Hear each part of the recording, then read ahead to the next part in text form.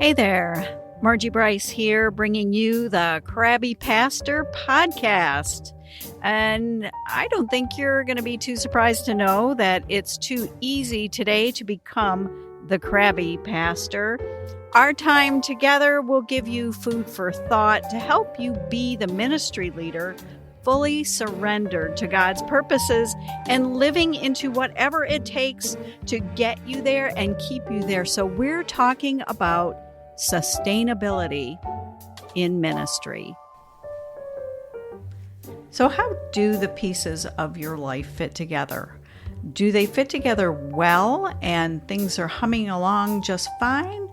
Or are there some pieces that are tight or absent or just not fitting the bill?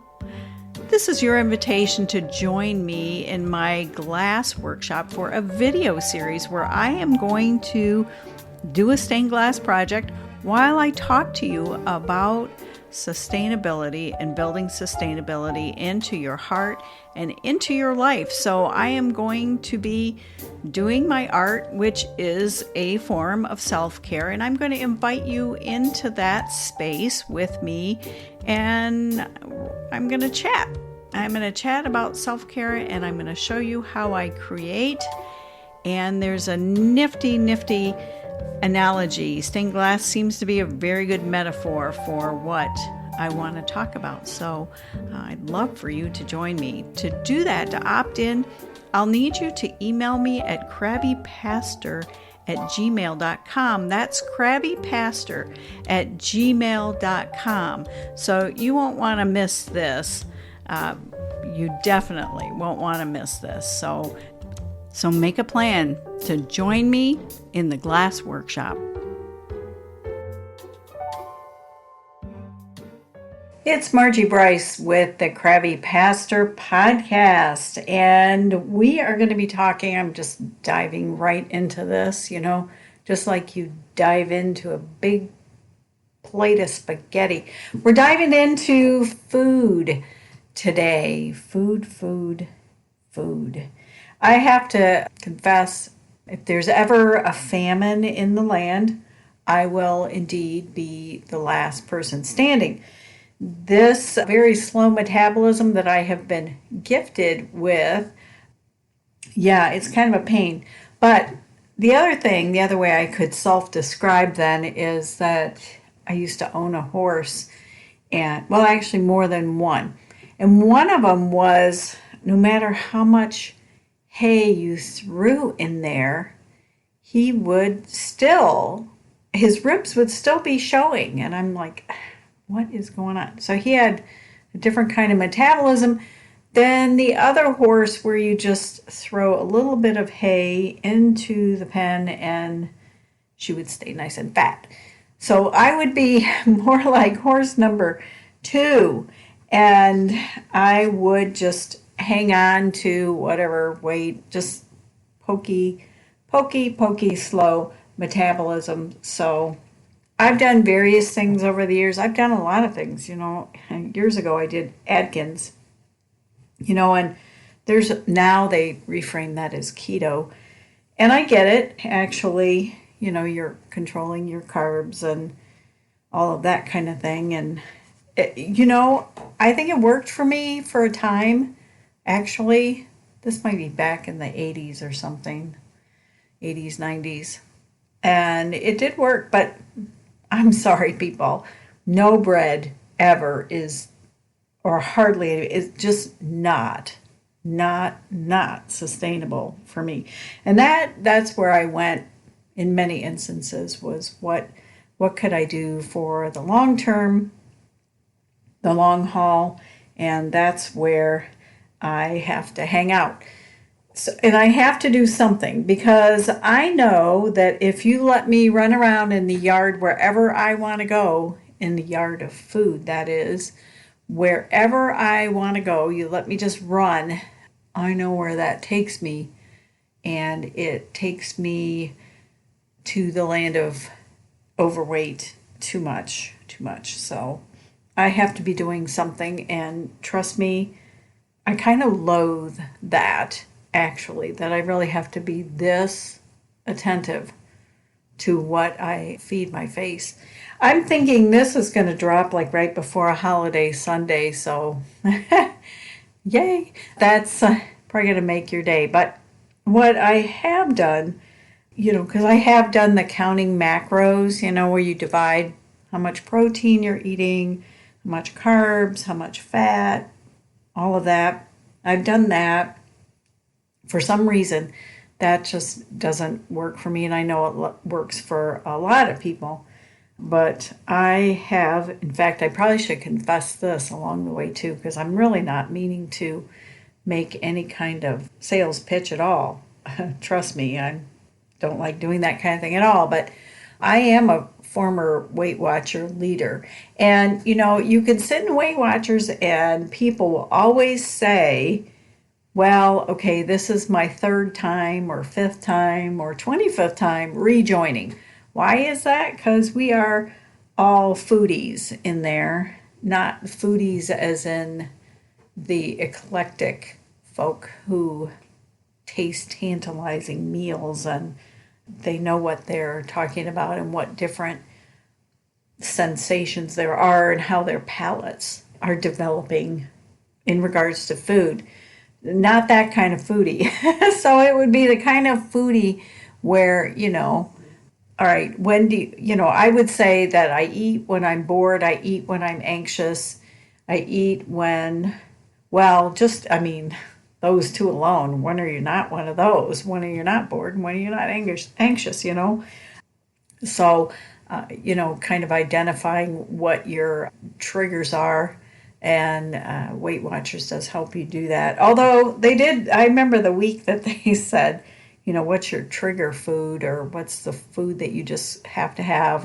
And I thought, I don't know. I don't have one. And it finally came, I finally figured it out like months later that it is chocolate. I have to have some form of chocolate. So I have to devise ways to make that happen where I'm not, going to down like a whole box of Ho-Hos or something like that. So, yeah, all right. So what I felt like Weight Watchers did for me was give me a yard to run around in, and I'm safe as long as I'm in that yard. And there's a lot of flexibility with it. And you can't eat bread in that. I mean, of late, I have gone to sourdough only. I am blessed to have a niece that not only does she raise organic vegetables, which all year round in a hoop house, and she's very ambitious, but she's taken to sourdough bread, which is only a couple of ingredients actually, and she'll do organic flour and whatever. So I'm kind of just for the sake of whatever, that's my bread resource at the moment because, I can't go the rest of my life without bread. I am not going to go the rest of my life without cake either. That just is not realistic and it's not long-term sustainable, And at the end of the day, you have to find something that works for you. And that can be annoying because I think I've spent a lot of years plumbing the depths of that, what would work for me. And I kind of have learned a good bit along the way, although life gets in the way, doesn't it? We were in a small group meeting and I did pretty good with the meal. I mean, I knew that they may or may not be cooking according to what I would prefer to eat, and I had made allowances for that. But then they stuck this, I guess it was called a tuxedo cake, and they stuck a piece in front of me, and it wasn't a huge piece, and I don't make a big deal with them about what my food things are because there's a lot of people with food things today, and it's I didn't want to be the added food thing. So and that day I just said, man, I'm eating this cake. And it was, if I'd have taken 2 bites and went, this is not a worthwhile cheat, I can stop because I just don't want to waste my little points like that. But this was definitely a worthwhile cheat. So I went home and I looked it up. And oh my goodness, I thought I was going to stroke out because it was 24 points. Now, keep in mind that my daily allotment of points is 23. So on the Weight Watchers gig here, which I have returned to, this is at least number three, third time I've joined, I think. I just went back to what I knew had worked for me previously. And it was cheap. I got a good deal. Those are two kind of non-negotiables for me. $10 a month, I can do this, and I can do it on my own. I know how to do this. But 23 points a day. Now, you get a daily amount, but then you have this thing called your weeklies. And sometimes your weeklies increase depending on how much exercise you do. And I do a decent amount of that. And, but yeah, I just about stroked out. But that week is a week that I lost. And I was scratching my head about that. But because I was on a 3-week plateau, and nothing ticks me off more than to be working hard at something and not getting any results. That is just beyond annoying to me. Absolutely beyond annoying. So, all right. So I ate the piece of cake and said, well, that's just too bad.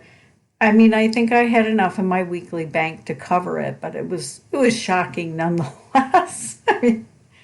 Anyhow, so I ate the cake. But along the way here, I have picked up a couple things that I wanted to pass along to you as a maybe a fellow sufferer. I've seen people in the Facebook group say, oh yeah, food is a thing for me.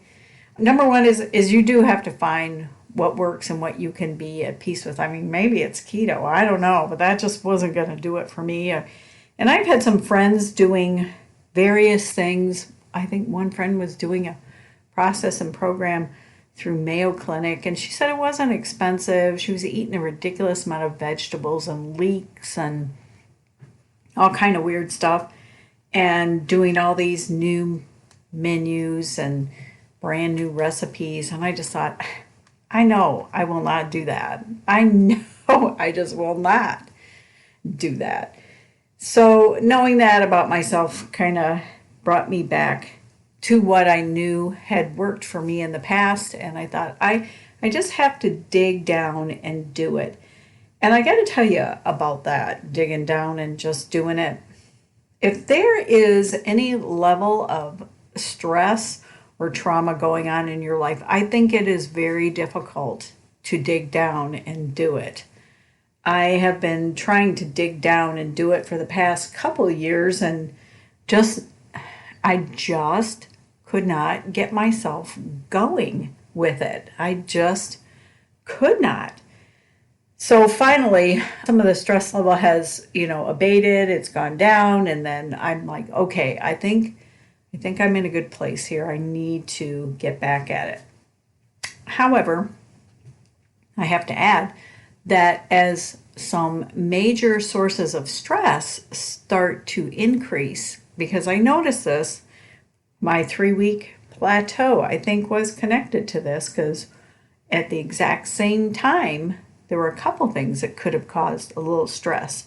One was just some general relational stress with people I know. And the other was I finally decided to pick up some free weights and do a thing at home. And I had a friend whose husband is a no-neck guy, weight professional, weightlifter person, help put together. I said, just put something together for me, will you? That's just like 2 times a week. I will do 2 times a week. That's what I know that I will really do. So, but when you start something new like this and your body's going, wait, it does cause a level of stress, and you have to give your body time to adjust to that. Okay, fine. We did that, and then the relational stress kind of abated, and then all of a sudden the weight started coming back off. What can you say? But as you are tracking that kind of thing, as you're tracking your weight, as you're getting on the dreaded scale. And some people say you need to get on every day so that you can learn to understand and live with the daily fluctuations of the weight. I can't do that. I don't need to get on the scale first thing in the morning and then have a 2 pound increase because I had Mrs. Grass soup with extra noodles and there's an outrageous amount of sodium in there. But still, after you've done something like that and you get on the scale and suddenly you're up 2 or 3 pounds, even though you know it's because you ate sodium, you start the day off cheesed. Who needs that? I don't.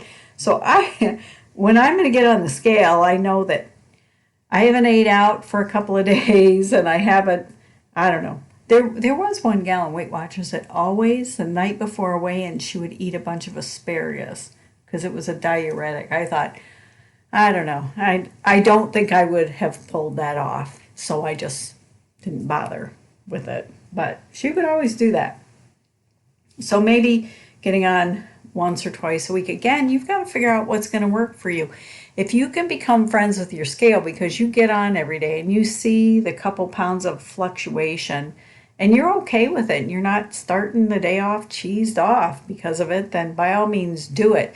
But you need to at least measure and be aware. And I think it's James Clear that says, he's the author of Atomic Habits. He says, you measure. You care about what you measure, or you measure what you care about. One of the two of them. Either way, the net result is you got to become friends with getting on the scale at some point, whether it's weekly or every day. I would not do every day, but it's up to you. Go for it. The same thing goes with your movement. That's kind of the code word for exercise, but movement, how much movement you're doing. And I like my Apple Watch for that, which is indeed synced to the Weight Watcher app. So we know how that all is going. So if I'm on the indoor bike because it's Michigan and I do not get outside on the bike until it's 47 degrees at the least. And I know this because I got on the bike when it was 46 degrees and I said, never again, this is too cold. So 47 degrees is my minimum, which we might, I don't know. Sometimes we're lucky. Right now we're kind of lucky out there. But I did get on the indoor bike and, it self-calculates and I'm good with that. But again, I'm measuring something because I want to be able to have a piece of tuxedo cake and it's not like the end of the world.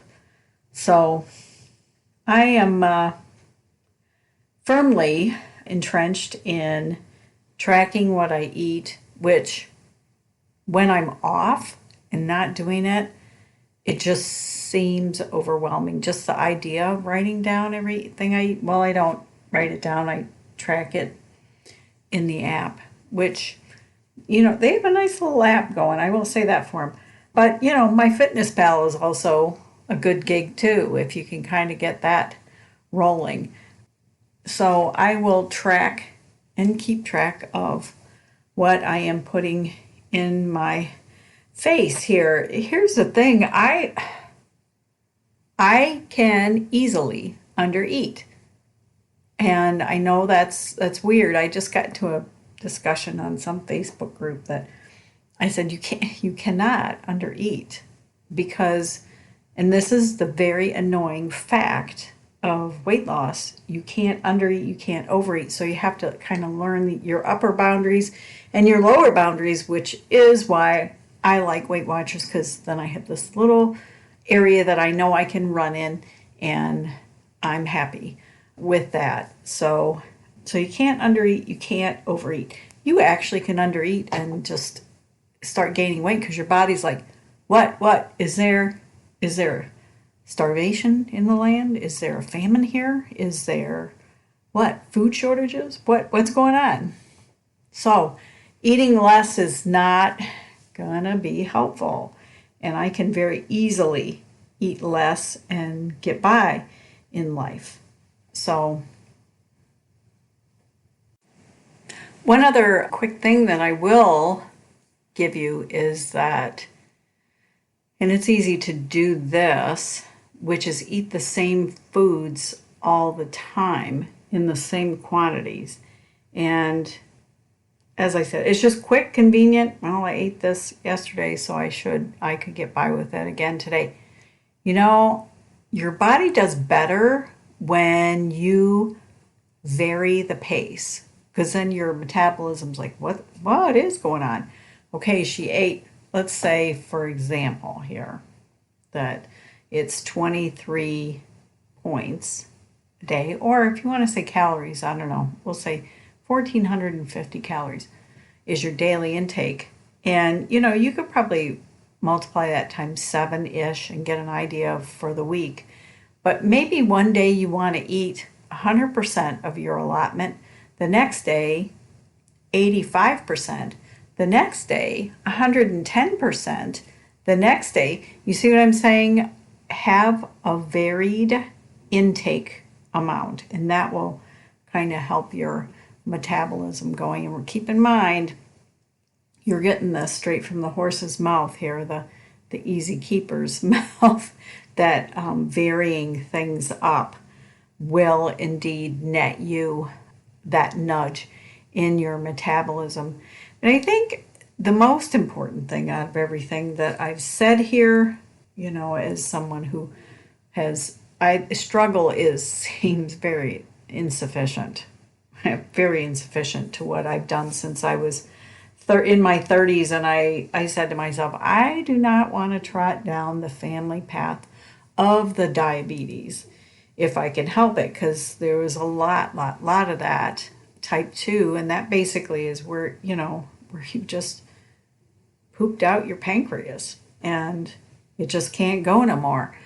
I did not want to go down that route because it was heavy. It still is heavy in the family. So I've struggled with this for a long time, or worked on it. I've worked on it and then I've gone, oh, nuts to this. I'm not working on this anymore because this is just too fatiguing. It's just too annoying, too whatever. But then, the older you get and you really start looking at your overall health and thinking differently about these things. So at the end of the day, you have to find something that is doable for you, something that I will do that. Like my girlfriend she said she dropped like 15 pounds on this Mayo Clinic thing where she's making leeks, and she's ate more vegetables in her life, which is always a good thing. Eating more vegetables, that's always an area that I could stand to improve on. But I just knew I was not going to spend that kind of time with the new recipes, and I just knew it. It's about really being honest with yourself. And I know I can't do keto because I just, at some point, I'm just going to fall off of that. And so at some point, somebody's going to stick a tuxedo cake in front of me. And if you get together with your small group 2 times a month, let's say, and there's food involved, because once a month we'll do food, and then the other time is a Zoom. But I'm thinking, if once a month, if somebody sticks a small piece of pie in front of me or a 24-point tuxedo cake, I need to be able to eat it and just not go to the guilt farm about it and have it be okay, because I've attended to my eating and attended to food and properly fueling my body so it can do what it needs to do. And I've done that the majority of the month, so it's just not criminal. So that's what I want to leave you with, is find something that okay, I could do that. This is not in any way, shape, or form a campaign for Weight Watchers. It works for me, but there's other stuff out there. I've seen friends with good luck with Noom. Any of those things kind of try to steer you towards adopting more healthy eating, and that really is the bottom line of it. And steering us away from a lot of the processed foods is always a good idea. Shop the perimeter of the store, as they say, and not doing a lot of processed stuff. And that doesn't mean you never can. Because once you get to the place where I am never gonna have a piece of bread, that my brain does not compute. So you need to find something that does compute for you and then walk in that way. Will you be perfect all the time? No. Will somebody stick a tuxedo cake in front of you and you will wolf that puppy down? Yes. But it's about being dedicated to keeping on working on it. And that's it, working on it. Slowly but surely you can turn the tide. And I'll be right there with you because I get a feeling I'm never, ever going to stop working on this side of the dirt anyway. So that's my food diatribe for you. And I hope it's encouraged you maybe to rethink or something in regards to your food intake. Are you wondering whether your fatigue, your lack of motivation, your lack of interest is burnout, maybe? I just wanted to let you know that I have a resource on the website, margiebryce.com. That's BRYCE, margiebryce.com. And it is a burnout questionnaire free for you to download and kind of self-assess and get a sense of where you're at. And there are questions that not only ask about what you're going through, but maybe how often you're experiencing it. And that's kind of a key to where you might be, because you have to know where you are in order to chart a course forward. And most pastors and ministry leaders who experience burnout rarely know that that's where they're at until they're well into it. And if you're unsure about that little statistic, so far everybody that I've interviewed on this podcast who has experienced burnout, when I ask that kind of question, they're like, yeah, I didn't know that's where I was at. So again, go to margiebryce.com. It's on the homepage of the website, and you can get your burnout questionnaire and kind of see where you're at. Hey friends, the Krabby Pastor podcast is sponsored by Bryce Art Glass, and you can find that on Facebook. I make stained glass. That's part of my self-care. And also by Bryce Coaching, where I coach ministry leaders and business leaders. And so the funds that I generate from coaching and from making stained glass is what is supporting this podcast. And I will have opportunities for you to be a part of sponsoring me. And as always, you can do the buy me a cup of coffee thing in the show notes. But I will have some other ways that you can be a part of getting the word out about the importance of healthy self-care for ministry leaders. Hey, thanks for listening. It is my deep desire and passion to champion issues of sustainability in ministry and for your life. So I'm here to help. I stepped back from pastoral ministry, and I feel called to help ministry leaders create and cultivate sustainability in their lives so that they can go the distance with God and whatever plans that God has for you. I would love to help. I would consider it an honor.